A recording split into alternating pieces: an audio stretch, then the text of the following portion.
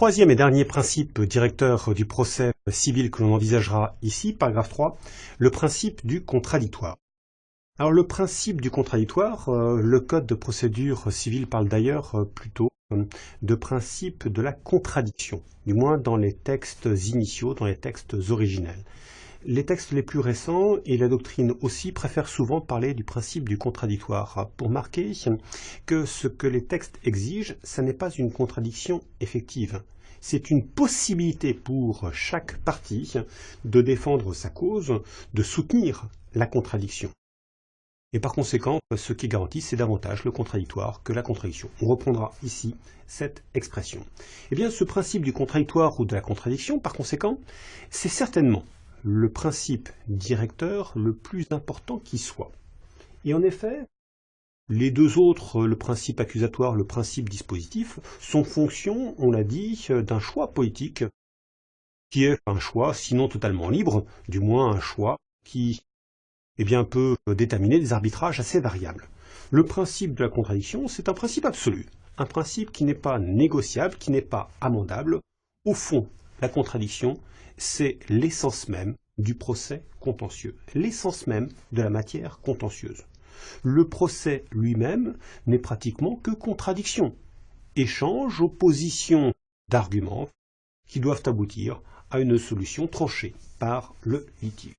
Et c'est pourquoi la Cour de cassation a pu voir dès le début du XIXe siècle dans la contradiction un principe, avait-elle dit, de droit naturel. Et cette idée d'un droit naturel a été reprise par Henri Motulsky dans ses travaux, qui élargissaient toutefois ce naturalisme, ce juste naturalisme, à l'ensemble des garanties que l'on dénomme aujourd'hui les droits de la défense, qui dépasse le contradictoire pour englober d'autres garanties, la publicité de la justice, la motivation de la justice par exemple, l'utilisation d'une langue accessible aux parties. On peut dire, en somme, que la contradiction en matière contentieuse exprime l'essence par conséquent de tout le procès. Et dès lors, il n'est pas très étonnant de constater que l'article 14 du Code de procédure civile proclame de manière très solennelle que nulle partie ne peut être jugée sans avoir été entendue ou appelée. Il reste que ce principe de la contradiction s'impose aux parties, s'impose également aux juges et s'impose encore au pouvoir réglementaire ou législatif. Il faut envisager ces trois extensions du principe contradictoire successivement. D'abord, grand A, le contradictoire et les parties. Alors il résulte de l'article 14 que je viens de signaler qu'à chaque fois qu'une partie est entendue par le juge, l'autre partie doit être appelée également pour pouvoir être entendue à son tour et ainsi porter la contradiction en faisant valoir ses propres arguments. Alors si la technique procédurale veut que cet appel soit le fait d'un plaideur, et c'est très fréquent, il doit alors appeler son adversaire. Et si cet adversaire n'a pas été régulièrement appelé, le jugement qui sera rendu ne l'aura pas été valablement. Ainsi, par exemple, lorsque le juge ordonne une enquête plutôt, il décide par exemple de faire entendre des témoins à la demande d'une partie. Il faut que cette partie fasse connaître au greffe de la juridiction les témoins qu'elle entend faire entendre et il faudra que l'adversaire soit appelé à l'enquête. Et pareillement, en matière d'expertise, il faudra que les deux parties soient convoquées aux opérations devant l'expert. Mais ce n'est pas tout. En application de ce même principe de la contradiction, les parties, nous dit l'article 15, doivent se faire connaître mutuellement, en temps utile, les moyens de fait et les moyens de droit qu'elles invoquent afin que chacune soit à même d'organiser sa défense. Autrement dit, dans chaque procès, a l'obligation d'informer son adversaire, la partie demanderesse comme la partie défendresse de tout ce qu'elle allègue, de l'ensemble de son argumentation, de ce qui soutient en fait et en droit ses prétentions. En somme, tout doit être fait dans la plus grande transparence, dans un échange absolu entre les plaideurs. Rien ne doit être soumis au juge en secret. Les conclusions comme les pièces, bien évidemment. Et si les pièces n'ont pas été communiquées, si les conclusions n'ont pas été signifiées ou notifiées à la partie adverse, si même elles n'ont pas été en temps utile, eh bien le juge ne pourra en tirer aucune conséquence. Elles devront être rejetées sans aucun examen. Elles ne seront pas recevables en elles-mêmes. Et naturellement, pour que le principe ait un sens comme je le laisse entendre, pour que le devoir de loyauté soit respecté, cette communication ne peut pas intervenir à la dernière minute.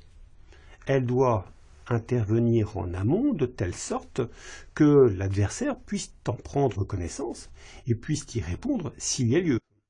Des conclusions, par exemple, qui seraient signifiées à la dernière minute, juste à la veille de l'ordonnance de clôture, de la mise en état ou de l'instruction, eh bien, devraient être rejetées comme tardives. Aussi bien, le législateur impose des délais qui vont garantir cette loyauté, ce contradictoire. Ainsi, par exemple, dans la procédure ordinaire, devant le tribunal de grande instance, eh bien, le défendeur dispose de 15 jours à compter de la notification de l'assignation pour comparaître concrètement, pour trouver un avocat, pour constituer avocat. Eh bien, pendant ce délai d'attente, aucun jugement ne pourra être rendu contre lui, parce que si tel était le cas, eh bien, la contradiction ne serait pas respectée. Il n'aurait pas la possibilité de répondre aux arguments de la partie adverse, puisque par définition, il faut être représenté pour faire des actes de procédure devant le tribunal de grande instance. Plus tard, au cours de l'instruction, ce sera le juge de la mise en état qui devra veiller à la loyauté, à la ponctualité, à la régularité des échanges entre les parties. Et en tout état de cause, eh bien, il appartient au juge de décider souverainement si ces communications, les échanges se sont faits en temps utile. Mais la contradiction, et on y vient, ne s'impose donc pas simplement aux parties, elle s'impose aussi au juge. Grand B, le contradictoire et le juge.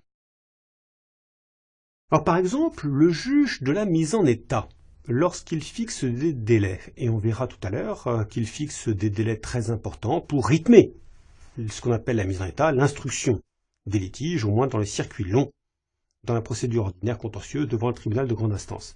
Eh bien, le juge de mise en état, lorsqu'il fixe ces délais, doit veiller à ce qu'il respecte de manière effective les droits de la défense, qu'il laisse un temps suffisant à chaque partie pour répondre aux arguments de la partie adverse. Car le principe de la contradiction s'impose bien au juge. C'est ce que dit explicitement l'article 16, alinéa 1er. Le juge doit, en toutes circonstances, faire observer et observer lui-même le principe de la contradiction.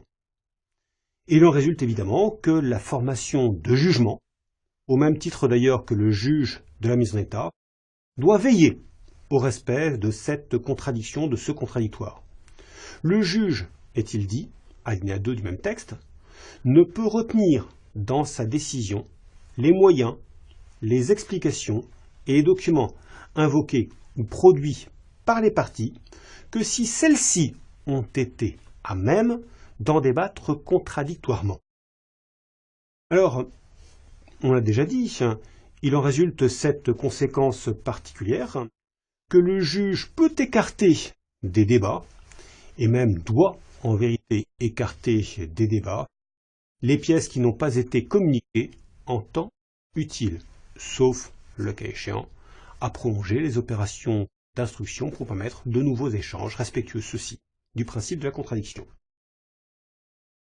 Le juge doit donc faire observer par les parties le principe de la contradiction. Mais ce n'est pas tout. Le juge doit aussi observer lui-même le principe de la contradiction. En conséquence, il ne peut rendre sa décision qu'après un débat contradictoire, y compris d'ailleurs, lorsqu'il a sollicité des explications complémentaires des parties. Dans le souci d'une plus grande efficacité de la justice, les décrets à l'origine du Code de procédure civile avaient, on le disait tout à l'heure, inscrit à l'article 12, alinéa 3, que le juge, je cite, peut relever d'office les moyens de pur droit, quel que soit le fondement juridique invoqué par les parties. Et à l'article 16, alinéa 1er, il était prévu que le juge n'est pas tenu de respecter le principe de la contradiction lorsqu'il relève d'office un tel moyen. L'idée était que le droit participe de l'office du juge et son apanage et que par conséquent, il en a la parfaite maîtrise, il n'est pas tenu à cet égard de respecter la contradiction. Eh bien, cette solution était très certainement excessive et fort heureusement, le Conseil d'État a déclaré illégale cette solution et a annulé en conséquence les deux dispositions que l'on vient de citer. Sans d'ailleurs, je le rappelais il y a quelques minutes, sans d'ailleurs que soit supprimée pour autant la possibilité pour le juge de relever d'office un moyen de pur droit. Bien sûr que le juge conserve ce pouvoir, mais il ne le peut qu'en respectant le principe de la contradiction. Et c'est ce que précise aujourd'hui fort justement l'article 16, troisième alinéa du Code de procédure civile. Il est dit que le juge ne peut fonder sa décision sur les moyens de droit qu'il a relevés d'office sans avoir, au préalable, invité les parties à présenter leurs observations. Alors cette obligation pour le juge de respecter, de faire observer et d'observer lui-même le principe de la contradiction, le principe du contradictoire vis-à-vis des plaideurs, a toutefois été incidemment affectée par l'institution devant le tribunal de grande instance des conclusions récapitulatives. Et en effet, désormais, le juge n'est plus tenu de répondre qu'aux dernières conclusions des parties qui récapitulent leurs précédentes écritures, qui sont la somme finale de leurs prétentions, en vertu de l'article 753 du Code de procédure civile. Le juge n'est donc plus tenu de répondre à toutes les conclusions, mais pour autant, il n'en résulte aucune atteinte caractérisée au contradictoire. On veut dire simplement que les moyens qui ne sont pas repris dans les dernières conclusions par les parties sont censés avoir été abandonnés par eux. Il n'en reste pas moins que le juge qui se réfère aux dernières conclusions communiquées, eh bien, doit vérifier que ce sont bien les dernières conclusions. On doit à la lecture du jugement pouvoir avoir la certitude que le juge a bien statué au regard de ces dernières conclusions. Et le jugement devrait être annulé si tel n'était pas le cas. Cela dit, la contradiction ne s'impose pas simplement aux parties, aux juges, elle s'impose encore, c'est le dernier point, grand C, au législateur. Alors le contradictoire et le législateur. On a signalé à l'instant les péripéties législatives qui avaient conduit à la réécriture de l'article 12, de l'article 16 du Code de procédure civile. De ces péripéties, il ne faudrait pas conclure que le principe du contradictoire est à la disposition du législateur, que celui-ci peut pas le respecter le cas échéant. Le contradictoire, tout au contraire, s'impose à la fois au pouvoir réglementaire, mais il s'impose aussi et à la fois au pouvoir législatif. L'idée de la contradiction et plus généralement des droits de la défense a valeur fondamentale. Ce sont des droits fondamentaux de la procédure qui ont une valeur supra-législative dans notre hiérarchie des normes. Et cela, eh bien, les différents organes protecteurs des libertés et des droits fondamentaux l'ont rappelé. Le Conseil constitutionnel, tout d'abord, a prévu que les droits de la défense, a dit que les droits de la défense constituent pour toute personne un droit fondamental à caractère constitutionnel. Il l'a fait en particulier dans une décision du 13 août 1993. D'autre côté, l'une des manifestations les plus évidentes, les plus imposantes de l'exigence d'équité que formule l'article 6 de la Convention européenne de sauvegarde des droits de l'homme et des libertés fondamentales, eh bien, consiste dans ce qu'elle appelle la Cour de Strasbourg, l'exigence de l'égalité des armes. Et derrière cette exigence de l'égalité des armes, on retrouve très évidemment, au premier chef, le principe contradictoire. Cela ressort en particulier d'un arrêt de la Cour européenne du 24 février 1995, l'arrêt McMichael contre le Royaume-Uni. Arrêt dans lequel on trouve affirmé, je cite, que le droit à un procès équitable contradictoire implique, par principe pour une partie, la faculté de prendre connaissance des observations ou des pièces produites par l'autre, ainsi que d'en discuter. Autrement dit, il y a là l'affirmation très nette du caractère fondamental au regard des exigences du procès équitable, du principe contradictoire.